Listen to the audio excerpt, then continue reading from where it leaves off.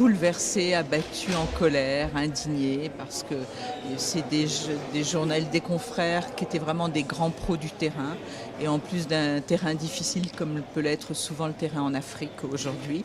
Et c'était des gens vraiment, enfin, c'est pas des aventuriers, c'était vraiment des grands pros. Ghislaine Dupont, c'était une passionnée d'Afrique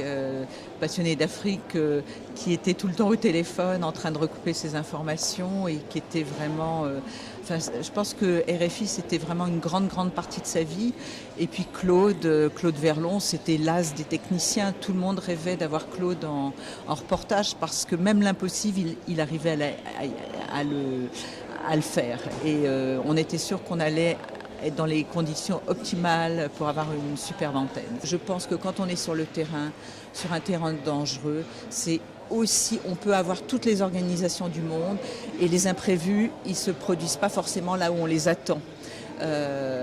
Moi, il m'est arrivé d'être dans une situation dangereuse alors que c'était quelque chose de facile. Donc l'imprévu et l'imprévu tragique, forcément, on ne le sait pas. C'est le propre, malheureusement, de ce métier. Il y a beaucoup d'imprévus.